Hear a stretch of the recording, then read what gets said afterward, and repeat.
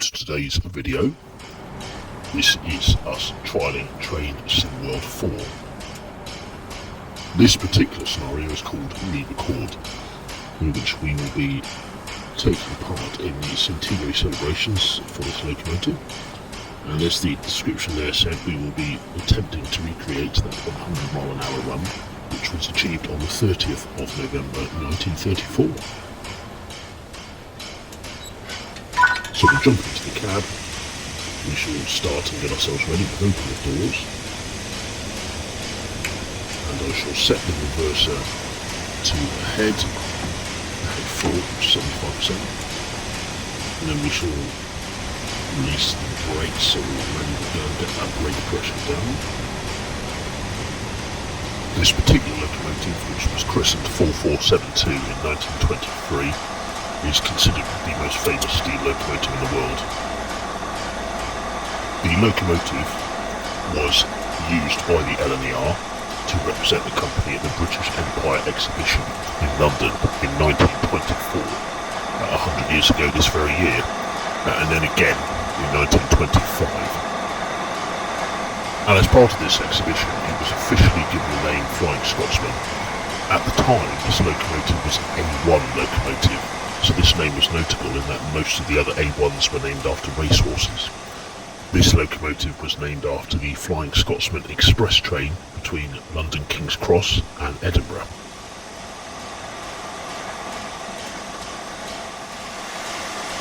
So a quick look around the cab. Interesting, max speed 75 miles per hour, which I'm hoping will be going considerably faster than that today.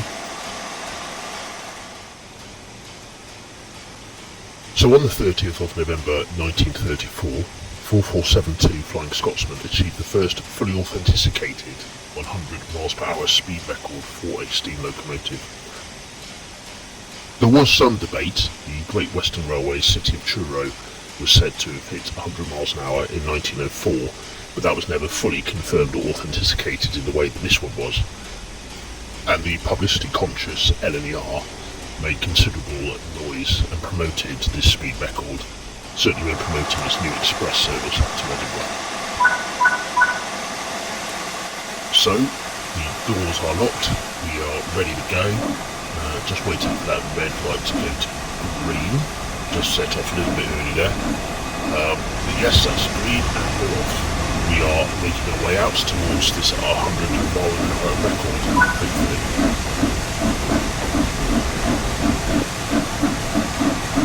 So the first objective is to hit 50 miles an hour. So I'm going to slowly open up the regulator. Where we are now 38, we'll just push that up slowly to increase speed.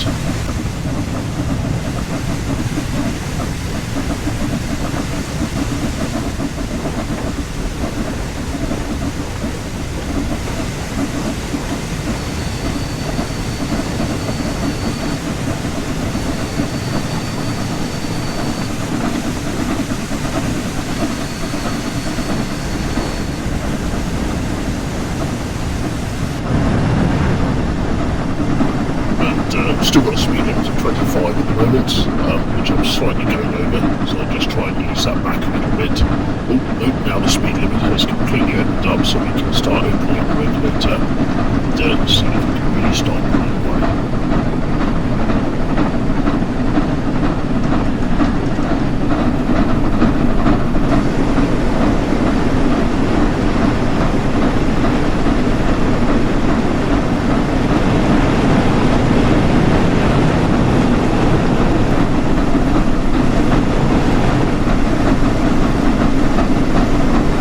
Okay, so we're on 40 miles per hour, another 10 to go. I'm still only at 86% of the regulator, so I can keep opening that up a little bit.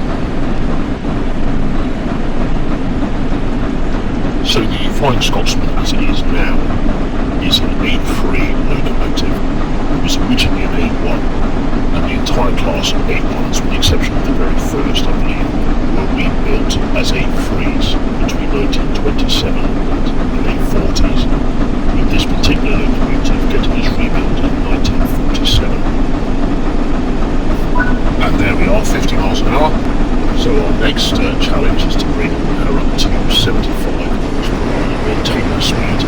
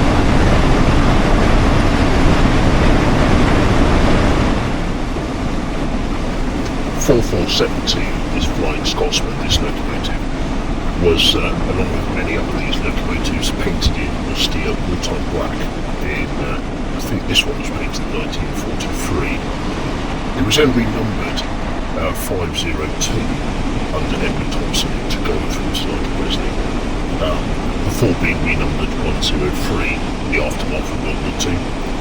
Once British Railways nationalised the network in 48, it was renumbered as 60103, which the number it still carries today.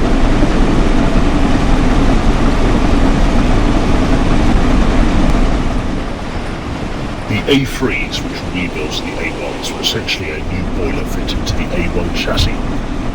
The only real distinguishing feature of an A3 over an A1 was the covered plates at the end of the smoke box, which we just see in black at the front there.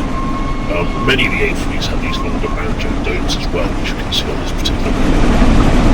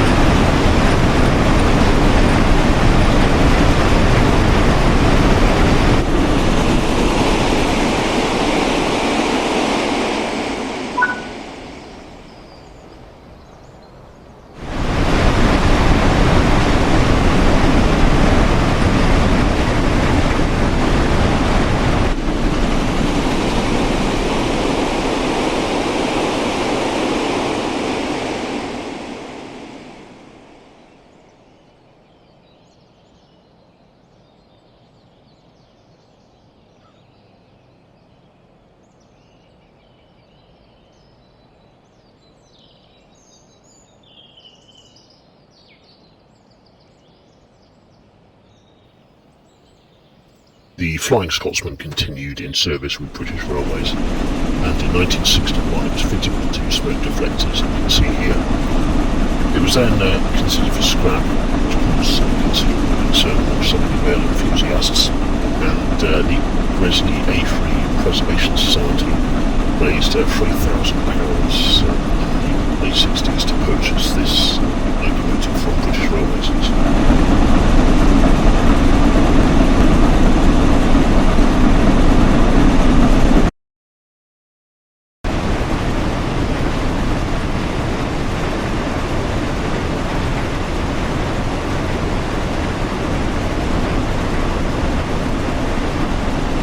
Okay, so we're now passing Mather, which should then clear us on to our next objective, which we now have, and we have been given the clear to increase speed to 100 miles per hour. So let's give this a good go.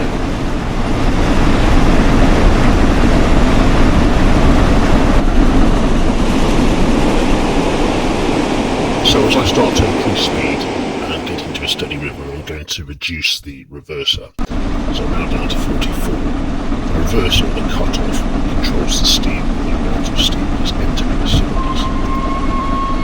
In essence, the lower the reverser, the lower the timing of those piston valves, the less steam is being pumped into the cylinders. And this allows that steam that's in there to perform a fraction longer and makes the whole machine more efficient. What we need to do when we're at that comfortable speed is lower that reverser to allow us to try and get a bit more efficiency out of the engine and push it that bit further. As you can see, my regulator is fully open. I've got enough more to give there, so it's playing reversing to try and get that extra speed.